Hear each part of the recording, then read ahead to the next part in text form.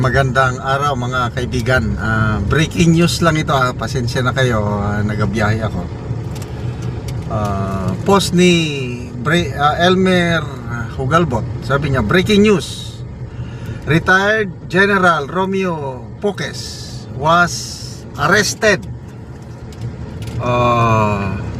minutes ago at the NAIA upon his arrival from Bangkok. His lawyers, according to some reports, were barred from speaking to him by the police. General Poques has been taken to the CIDG National Capital Region Headquarters in Camp Crame. Please, for those in the vicinity, you can go to Crame and cover it live. We need to protect the general. Okay, so ito na, nangyari na po ang matagal na nating hinihintay, ang pagdating ni General Poques galing sa bakasyon. At kahapon kinumpirma ni General Poques na meron na ngang na-issue na arrest warrant sa kanya. At sabi naman niya na handa niyang harapin ang kaso, no? Sandali At ang kaso po laban sa kanya ay yung inciting to sedition and rebellion. Ipagdasal lang po natin dahil dalawa po ang posibleng mangyari dito. Ang mahirap po, baka ang kanyang warrant of arrest ay nakalagay doon na non-bailable, kasi depende sa what's this, sa ebidensya na nai-present ng prosecution, mga piskal.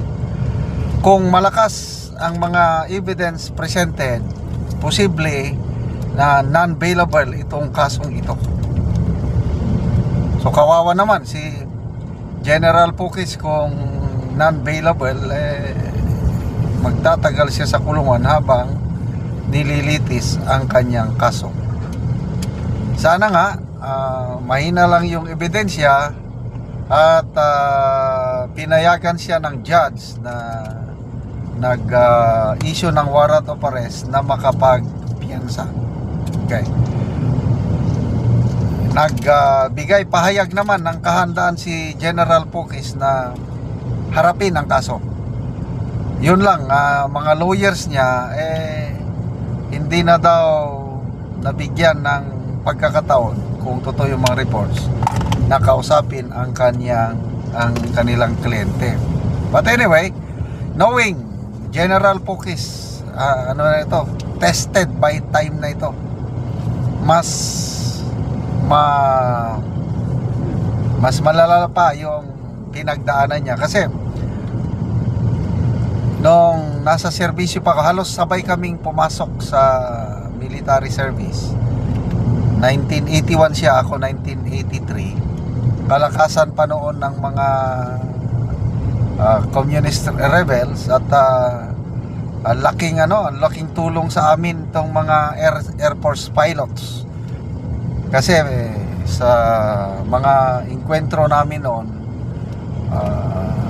pag nakakatawag kami ng air support, talagang nakaka-advantage ang mga ground troops. So ito, bemedaled officer itong si General Poques. Marami na siyang pinagdaanang labanan sa mga komunista. At ito, legal lang ito, baliwala. Wag po tayong mabahala. Basta importante lang yung makakuha sana siya ng yung piyansa available, na sana within this day, kasi depende yan sa bilis ng proseso. Kung mabilis ang proseso, dinala siya sa PNP, kunan ng mugshot. After mugshot, then dadalhin na sa korte yung piyansa, pag ma-approve ang piyansa bago mag alas 5 mamayang hapon, din makalabas pa rin siya. So sabi nga ni General Poke sa kanyang pahayag na ang korupsyon ay hindi nabubuhay sa kapangyarihan. Nabubuhay ito sa katahimikan. Kaya sabi niya, huwag po tayong manahimik. Kaya makita nyo yung picture na naipost ni Elmer P. Hugalpot, nakataas yung kamay niya. Talagang malaban. So, sabi niya kung sino pa yung ako na nagsilbi ng marangal, kinasuhan nila, kailang ang mga kalaban ng gobyerno, mga komunista, na matagal nang nananawagan na papagsakin ang gobyernong ito ay hindi nila kinasuhan. That's double standard of justice. Pati ang mga yung mga suspects, yung naglustay sa bilyones na pera ng taong bayan through itong corruption scandal ng flood control, malaya pa rin siya na may klarong pagmamahal sa bayan at nagsalita lang laban sa administrasyong ito dahil sa nangyayaring korupsyon. Siya na ngayon ang inaresto at nandun na. But that's part of race, pakikipaglaban mo sa bayan, kagaya nga ng mga national heroes natin. Lumaban sila noon laban sa Kastila.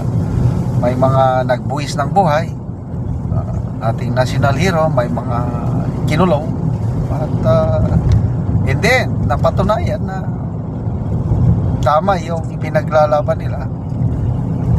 So ipagdasal po natin si General Pukis. Siya na ata yung pinakamataas, highest ranking retired officer na nakasuhan at inaresto. But may tiwala pa rin ako sa ating judiciary. Buhay na buhay. Marami tayong matitinong mga judges na handang magbigay ng patas na interpretasyon ng batas. At alam ko, malalampasan ito ni General Pukis. Salamat mga kaibigan sa inyong pagsubaybay sa ating channel. Nakakatulong kayo ng malaki sa tribong Talandig ng Bukidnon dahil ang sweldo natin sa channel na ito is pantulong sa tribo. Mimigay tayo ng mga libreng yero at pako para makapagpatayo sila ng mas maayos na tirahan. Panoorin nyo ang video na ito. Muna ni ang natabangan ng Mugero. Sin kay makakuha na sa balay.